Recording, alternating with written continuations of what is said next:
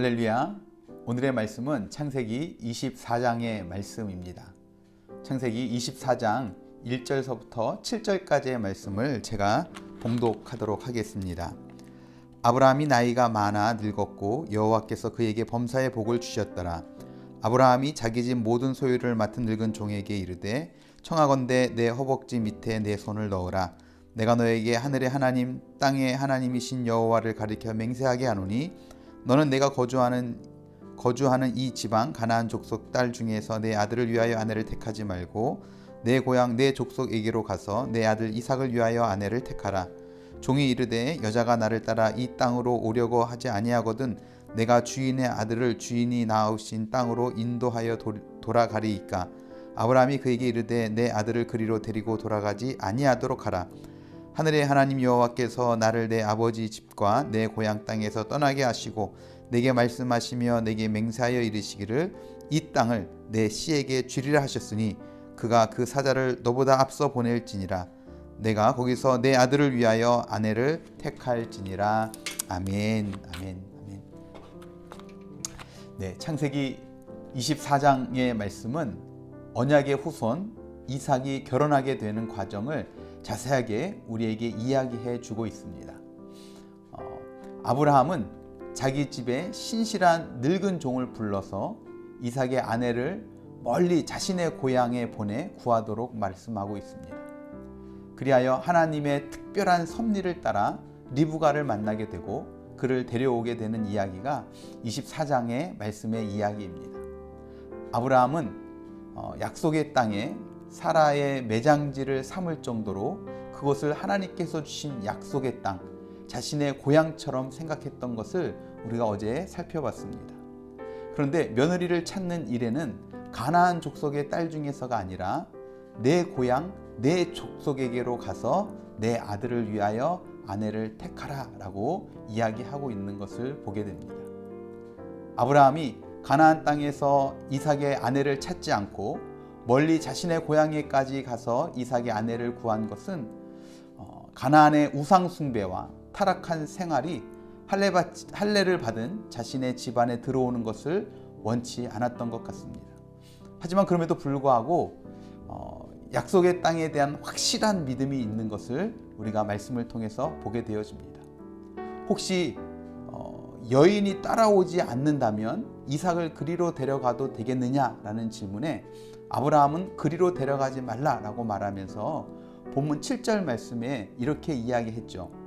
하늘의 하나님 여호와께서 나를 내 아버지의 집과 내 고향 땅에서 떠나가게 하시고 내게 말씀하시며 내게 맹세하여 이르시기를 이 땅을 내 씨에게 주리라 하셨으니 그가 그 사자를 너보다 앞서 보낼지라. 내가 거기서 내 아들을 위하여 아내를 택할지니라. 이렇게 말씀하고 있는 것을 봅니다.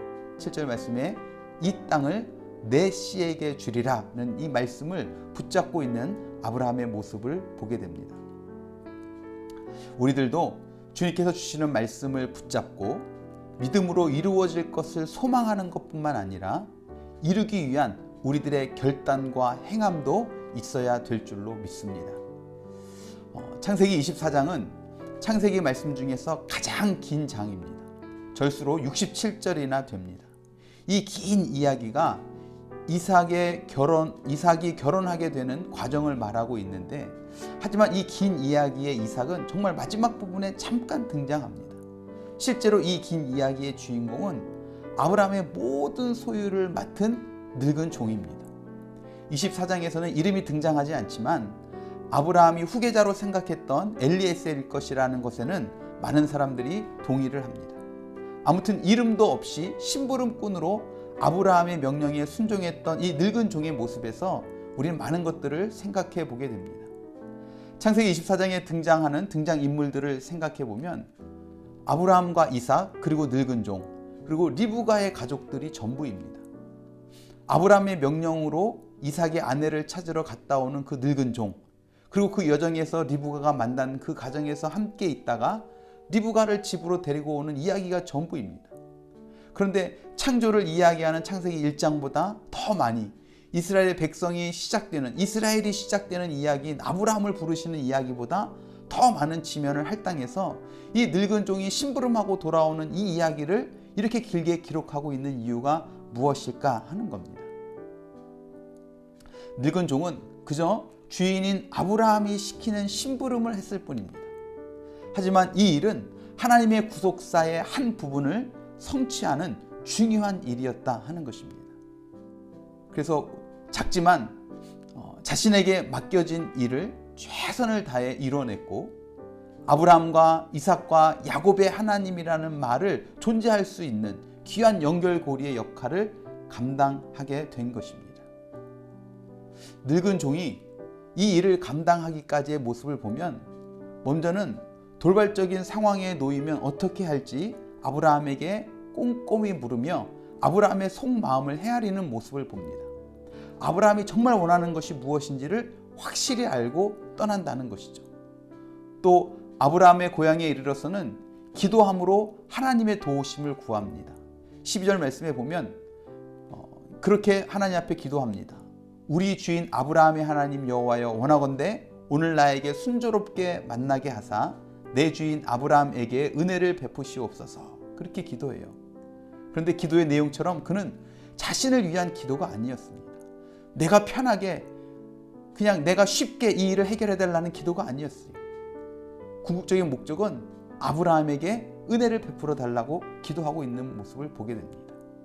또 리브가의 가족을 만나서 이야기할 때는 나의 주인이라는 말을 무려 16번이나 반복하면서 이 모든 것이 자신의 의지가 아니라 주인의 뜻에 철저하게 순종하고 있는 것임을 이야기하고 있는 것을 보게 됩니다. 이것이 사명을 맡은 우리들의 모습이어야겠다라는 생각이 듭니다.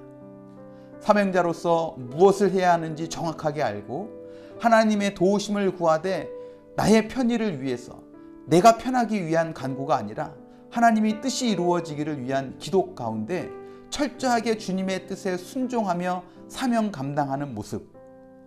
비록 이름도 없이 늙은 종으로 등장하지만 결국 구속사의 역사 가운데 귀하게 쓰임받는 모습이 오늘을 살아가는 저와 여러분 우리 모두의 모습이 될 수 있기를 주님의 이름으로 축원합니다. 바라기는 오늘 하루도 사명자로서 하나님의 부르심 앞에 합당하게 살아가는 우리 모든 성도들이 되시기를 주님의 이름으로 축복합니다. 기도하시겠습니다. 사랑과 은혜가 풍성하신 주님, 오늘 이름도 없이 등장한 이 늙은 종의 모습에서 사명자의 모습을 다시 한번 생각해 보게 됩니다.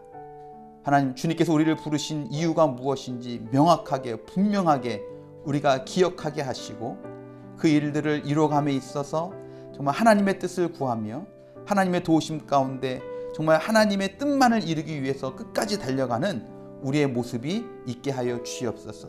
하는 오늘 하루도 그렇게 사명자로서의 정말 사명을 맡은 자로서의 아름다운 모습이 우리 가운데 있기를 소망합니다. 주님의 부르신 그 부르심에 합당하게 살아가는 복된 날이 될 수 있도록 오늘도 우리를 말씀과 성령으로 충만케 하여 주셔서 세상의 것들에 우리의 시선을 빼앗기지 아니하고 오직 주님만 바라보고 달려가는 복된 날이 되게 하여 주시옵소서. 그렇게 우리의 삶을 통해 영광 받으실 주님을 찬양하고 기대하며 사랑이 많으신 예수 그리스도의 이름으로 간절히 기도드렸사옵나이다. 아멘. 아멘.